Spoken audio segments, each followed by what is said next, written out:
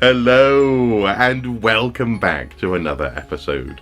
It's New Year's Eve. Tomorrow is a bright, shiny new year, 2019, which I find so weird that we're so close to 2020. Yeah, that's proper like sci-fi territory. According to the various sci-fi movies and Thunderbirds, all that sort of stuff that I grew up on, we should have a moon base by now.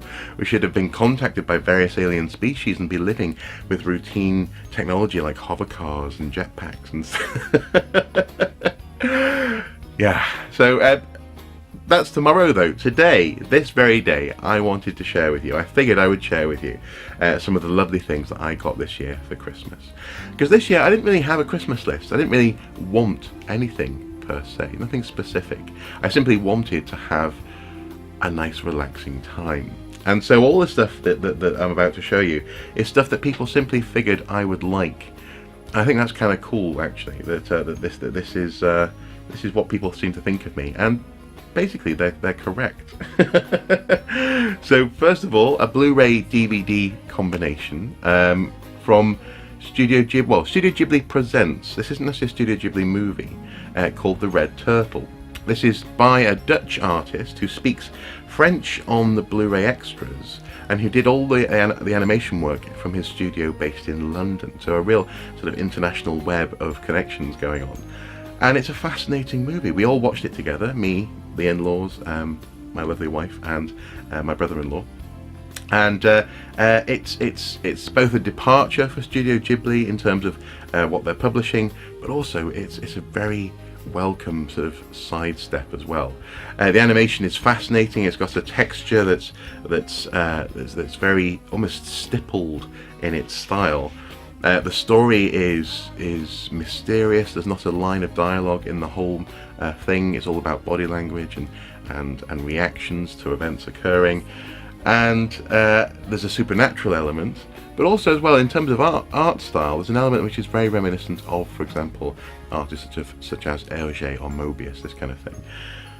It's an interesting movie, and I'm undoubtedly going to have to talk about this in a future video. But yeah, so we're off to a great start. A movie not from Studio Ghibli, but published by Studio Ghibli. Studio Ghibli Presents. And to be honest, I'd love to see more of those sorts of projects, because it's really nice to think that Studio Ghibli sees artists who are working on I mean, this guy worked on his own for 10 years on this movie, and they wanted to give him the attention that he rightly deserves. So yeah. Next, from my brother-in-law, a Thanos mug. Now I don't know how this is going to appear on camera. It's very shiny. Look at that. Or rather, so more to the point, an Infinity Gauntlet mug with all the Infinity Stones on there, even the green one on the thumb. It's not the easiest thing to drink out of, if I'm honest, but and even he spotted that as soon as it was open. He couldn't really see when it was inside the box. But this is a glorious thing. It's definitely going to have pride of place in my office. And yeah, and if not for coffee, I'll definitely use it for storing something like pens or something. Isn't that cool? Thanos Infinity Gauntlet mug. I'll just leave it there, I think. Next we have a Ladybird book of the zombie apocalypse. Now the Ladybird books are a wonderful series with very interesting artwork that in recent years Ladybird have been taking that artwork and repurposing it, mashing it together, and out comes, in this instance for example, Zombie Apocalypse. There's one about the Shed. Actually I think I have. Oh yeah, here you go. Book of the Shed. Just here. This is one that my lovely wife got for me not that long ago. In fact, this is also from her. So yeah, so two Ladybird books, The Shed and the Zombie Apocalypse. That kind of, summarises me quite well. And it's just brilliant.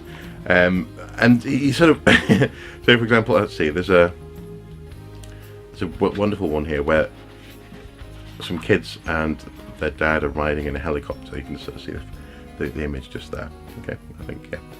And it says, "That man is waving, Dad," says Leo. "He might need help." "Take the controls, Leo," says Dad. "We can't be too careful." Katie is excited. Dad has never taken a headshot from this distance before. Wonderful. Zombie Apocalypse, Ladybird book. Love it. Next we have, now this is the thing that I was consulted about, because I was offered a book about the art and making of The Crimes of Grindelwald, which is a film that we haven't seen yet, so that would have been a massive spoilerific tome that I dare not open on Christmas Day. And so instead, I was asked to go on to the Waterstones website and find something, for a similar price. I found something for less money actually, that I would want to read on Christmas Day, and that was this book here, Studio Ghibli: The Films of Hayao Miyazaki and Isao Takahata, by Colin Odell and Michel LeBlanc. And it's an interesting book. It's not, if I'm honest, it's not quite what I was expecting. It describes itself as a series of sort of overviews, really, of the various Studio Ghibli movies, and this actually does include everything up until let's see, the most recent one is When Marnie Was There. So yeah, all of the Studio Ghibli movies so far, and also the pre-Ghibli films by Hayao Miyazaki, for example. And it does, each film has a little overview in terms of text and a little sort of discussion as to the content of the film, how the story unfolds, so on and so forth. But there's very little discussion as to the background for these films, which is a bit of a shame. And I'll have to read this more closely just to properly get into that. And maybe if I'm wrong, if I've misunderstood so far, I'll have to make a video about this book. But so far, it's a relatively light touch per movie, even though per movie you get 3 or 4 pages of overview and a brief sort of discussion at the end about the impact of the movie. So it's not quite what I was expecting, but it is a good book, and I'm hoping that with a bit more reading, actually, it'll fulfill what I was hoping it to do. And nonetheless, it's also a good reference book, no matter. It's a good reference book, no matter whether it has those little tidbits in or not. Revised and updated with all the Studio Ghibli movies so far, and let's just hope that one day this is outdated. Let's hope that there's another Studio Ghibli movie coming up the pipeline. Bit of a theme, more Studio Ghibli here. This is from Up on Poppy Hill. Now I'm cheating here a little bit. This is actually my present to my wife, but we both wanted to watch it, so it's kind of a present for both of us. A wonderful film. We actually watched this also while the in-laws were here, and this is actually the second movie by Goro Miyazaki, I think. Yes. Which followed up on his first attempt, which was Tales from Earthsea, which wasn't very well received. Visually beautifully done, but the story wasn't necessarily the best in terms of how it was told or impact and blah blah blah. This is much smaller scale in terms of story, but the characterization and the world they're living in, the Latin Quarter. If you ever see this movie, you'll know what I'm talking about. It's wonderful, and again, maybe a focus for a future video, perhaps. Who knows? It's not Spirited Away. It's not Howl's Moving Castle. It's very much set, as it were, in the real world, I guess. But it's a lovely little story from Up on Poppy Hill. Next, My Brother-in-Law, and this is again where I love that this pile of presents really reflects what people think about me and what I might want to watch and do with my time. Next, My Brother-in-Law got me this, the complete Ash versus the Evil Dead. Wonderful, just wonderful. Season 1 to 3, I had started the first episode of 1.5 episodes on Netflix and got distracted. This was back at the beginning of December. It's as Christmas was ramping up and stuff, I didn't have time to watch them. But now I have them on DVD. I can put them next to the Evil Dead movies, watch those guys, and then dive straight into this TV series. It's brilliant, and I was very much like, thank you so much, because yeah, again, I did not ask for this. I would not have thought to ask for this, but it is a great Christmas present. Next, some whimsical stuff, but nonetheless really cool. We have some clay silk. Silk clay silk. We have some silk clay, which is basically a series of little pots of different colours of clay. 2 pots of red, green, brown, white, and black. And it's basically self-drying clay that you can make little models out of. So there's a Christmas tree on the packaging there. You can just about see that, maybe. I'll just get the reflection out of the way. There you go. Christmas tree just there. And you know, snowmen and other things you might be able to make. But also, I'm looking forward to making something a bit more whimsical. Like maybe a little less seasonal. So something maybe like, for example, my lovely wife would like to make some Pikmin out of this. Let it self-dry and maybe put the Pikmin around the house. That'd be cool, wouldn't it? So yeah, not silk clay. No, not clay silk. Silk clay. That was from my wife, incidentally. Something else from my wife was this perfect putty. Totally gross, bright green, snotty putty. It does what it says on the tin, folks. So let's just open it up. There you go. Look at that. Oh, look at that colour. And I, in recent years, I've just become absolutely enamoured with anything that's sort of, you know, not slimy. I don't like slime, but sort of squashable, putty-like. And in this instance, the colour, that neon green, it's not even snot really. I mean, I think I've once had snot that was that colour, but it was very poorly. That's just delicious. Beautiful, wonderful, and yes, I was playing with it all day, Christmas Day, and every day since. So, again, people just know me. They just know me, it seems, and that's no bad thing. Next, on Boxing Day, I treated myself to something. And this is something which I've been wanting to get back into for a while, and I've started the process of very carefully, and I can't wait to see where it leads. And that is, I got myself Warhammer 40k, the first strike. It's early in the morning, folks. The First Strike starter set. Years ago, I collected and painted Space Marines, and in recent weeks and months, I've been having lots of conversations with the guys down at Carson's Bazaar, a wonderful shop in Wallsend, where every Sunday they have a games day. And in recent weeks, they've been playing more and more Necromunda, which both my wife and I, we have a Necromunda set that we inherited from her brother.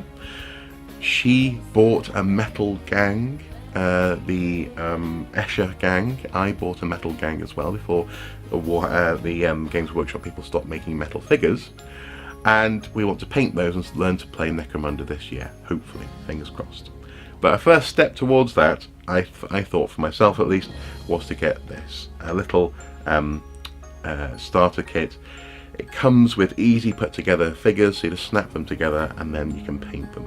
But crucially, this time I'm doing something I never did when I was a teenager, because I didn't used to have the patience, if I'm honest. I was never patient enough.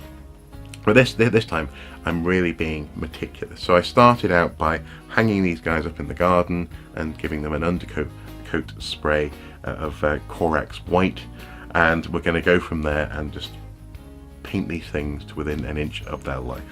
Also, actually, this box comes with some built-in terrain. It comes with some rules and dice. You can play a skirmish using everything that's in this box. So it's a great box set to start off 40k, and for Games Workshop, especially in recent years, this was not too expensive either. This was only £23, so I like it. And it comes with a total of 6, 9, 15 figures. So pretty darn good. I also actually treated myself to a little craft stand with 2 little crocodile clips and a magnifying glass, so I can do this painting really carefully. So yeah, that was a little thing for myself this Christmas. But again, I didn't really have it on a list. I just thought I'd just been thinking about this over the past few weeks and months. And I thought, no, I need to make time to make that happen, because we both want to make it happen, and then we can go and play Necromunda together. Me and my wife, both of us can go down to Carson's Bazaar and have some fun Sunday afternoons as well. And finally, something I could not possibly have predicted. I'm just going to sort of hint at it with this lovely drink of water. Something I could not possibly have predicted, but something which my wife absolutely got right. This is based on a weekend away we had with some friends earlier this year, where in the kitchen of this cottage that we were staying in, they had something on the counter which I was fascinated by. I'd never really seen one of these things. I'd heard tales when I was a kid, back when these were super popular in like the 80s and early 90s.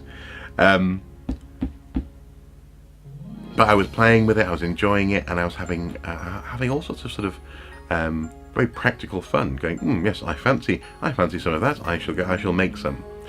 And what I'm talking about is a Soda Stream.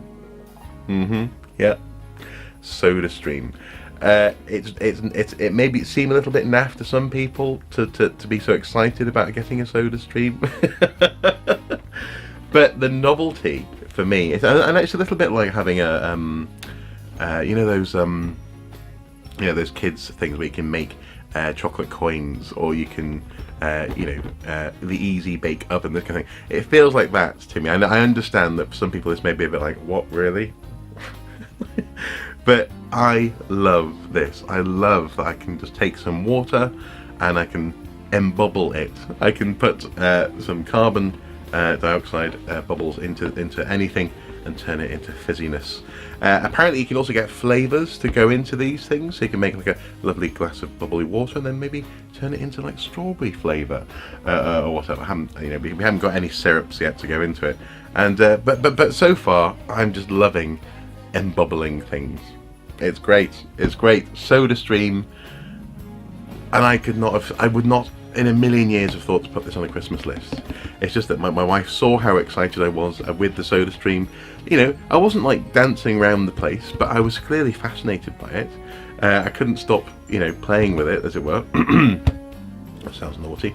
And she just thought that this would be a great Christmas present, because also it's a Christmas present that will give all year round. It's going to be well, one of my favourite things this year, or next year, in fact, in 2019. Soda Stream. Who'd have thunk it? Who'd have thunk it? And there we go. That's basically my Christmas presents for this year. I have very much had a lovely Christmas, and also, like I say, I just love that these things were so perfect for me. Without me having to ask for anything. I think people clearly have a sense of what I'm interested in, and also none of it was token. None of it was kind of like, oh, you're into comics, right? Here's and just some random comic, for something I just don't particularly care about. Everything was just beautifully interesting, and if I hadn't heard of it, like for example the Red Turtle movie, then it just intrigued me more. It was tantalizing as well. I have a very lovely family, and had a very lovely Christmas. Anyway, you get the point. I had a lovely Christmas with some wonderful surprises, and I feel very lucky because of that. So it's been lovely, and hopefully for you guys as well, this has been a lovely few days as well. An opportunity, if nothing else, just to slow down a little bit and to reflect on another year. So speaking of which, obviously tonight, New Year's Eve, tomorrow, a whole new calendrical year.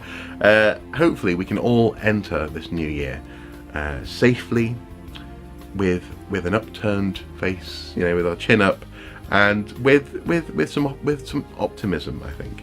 I mean, obviously there's reason to be anxious, and especially if you're here in the UK, there's lots of question marks about what happens in March when we leave the European Union. But today, tomorrow, for the next few days, here's to a lovely new year, and here's to hopefully for all of us some quality time to reflect, to be with family, and to just focus on the good things in life. Yeah. Happy New Year, guys. I'll see you in 2019. As ever, until next time, do take care.